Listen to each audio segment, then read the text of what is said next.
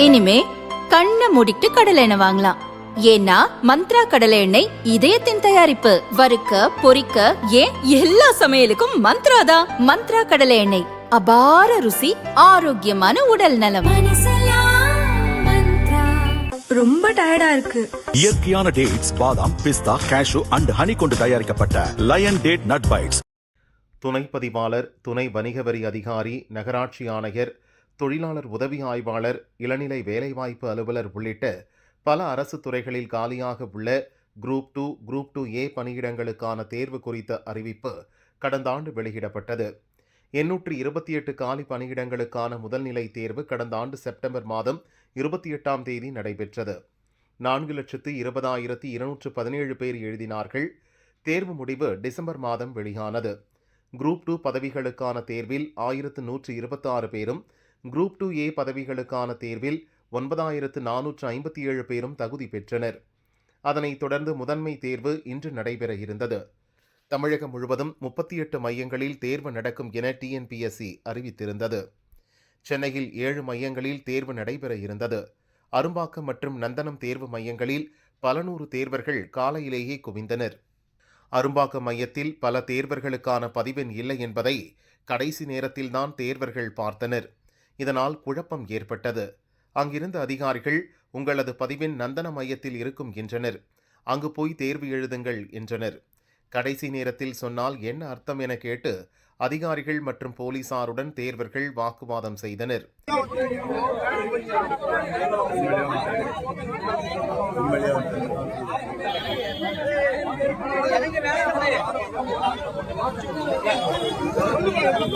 இதனால் அரும்பாக்கத்தில் தேர்வர்கள் சாலை மறியல் செய்தனர். போக்குவரத்து பாதிக்கப்பட்டது. அதைத் தொடர்ந்து சென்னையில் மட்டும் குரூப் 2, குரூப் 2A தேர்வுகள் தள்ளி வைக்கப்படுவதாக TNPSC அறிவித்தது. அதன் பிறகு தமிழகம் முழுவதும் குரூப் 2, குரூப் 2A தேர்வுகள் தள்ளி வைக்கப்படுவதாக TNPSC தலைவர் பிரபாகர் அறிவித்தார். மாற்று தேதி விரைவில் அறிவிக்கப்படும் எனவும் தெரிவிக்கப்பட்டுள்ளது.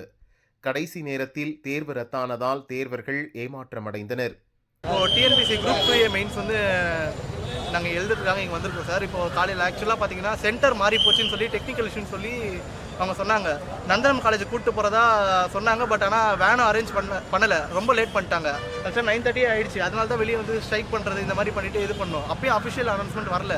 ஆனால் TNPSC கண்ட்ரோலர் ஆஃப் எக்ஸாமினேஷன்ஸ் அவங்க அஃபிஷியலாக அனௌன்ஸ் பண்ண பிறகு தான் நாங்கள்லாம் கலைஞ்சு போனோமே. இப்போ என்ன சொன்னாங்கப்பா?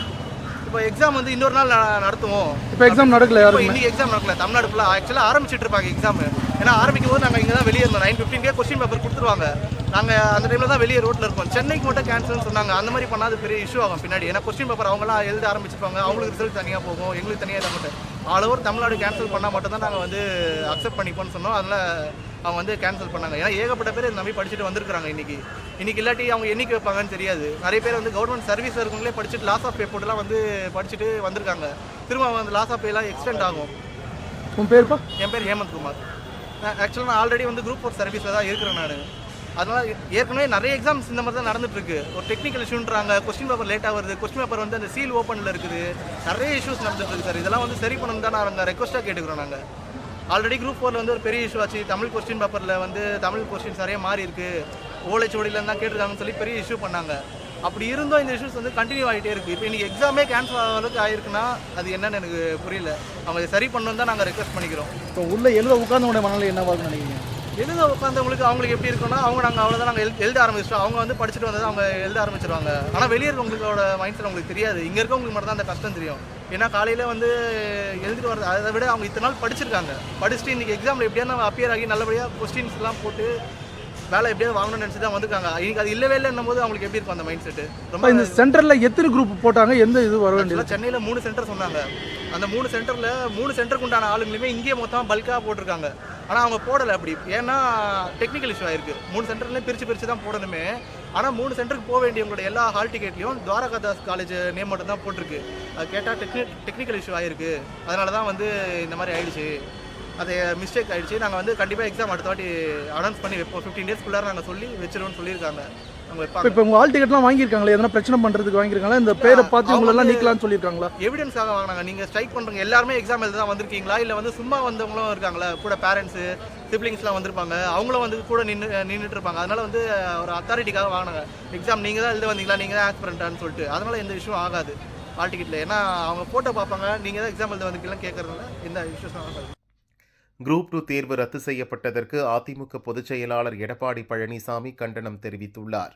தமிழ்நாடு முழுவதும் இன்று நடைபெறவிருந்த டிஎன்பிஎஸ்சி குரூப் 2, குரூப் 2A முதன்மை தேர்வானது ஹால் டிக்கெட் மற்றும் தேர்வு மைய குளறுபடிகளால் ஒத்திவைக்கப்படுவதாக தற்போது அறிவிக்கப்பட்டுள்ளது.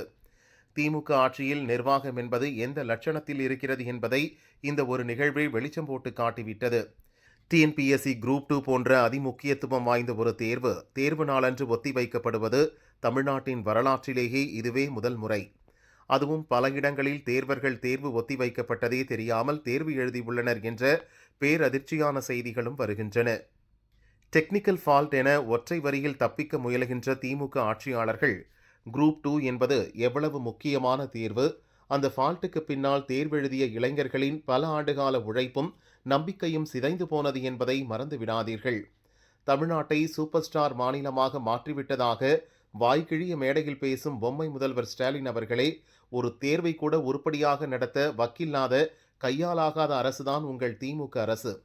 ஏற்கனவே 5.5 லட்சம் வேலைகளை தரப்போகிறோம் என 2021 கொடுத்த தேர்தல் வாக்குறுதியெல்லாம் காற்றில் பறந்து கொண்டிருக்க, இருக்கின்ற தேர்வுகளை கூட ஒழுங்காக நடத்த வக்கற்ற திமுக அரசுக்கு எனது கடும் கண்டனம். டிஎன்பிஎஸ்சி குரூப் 2, குரூப் 2A தேர்வு குளறுபடிகளை அதிகாரிகள் மீது மட்டும் சுமத்தி அவர்கள் மீது மட்டும் கண்துடைப்பு நடவடிக்கை எடுக்காமல் இந்த தவறுகள் எதிர்காலத்தில் வராமல் இருக்க முறையான நடவடிக்கைகள் உடனடியாக எடுக்க ஸ்டாலின் மாடல் திமுக அரசை வலியுறுத்துகிறேன். தேர்வர்கள் அனைவரும் நம்பிக்கையோடு முயற்சிகளை தொடருங்கள். 2026 அமையவுள்ள அதிமுக அரசானது இளைஞர்களின் கனவுகளை ஈடேற்றும் அரசாக இருக்கும் என பழனிசாமி கூறியுள்ளார்.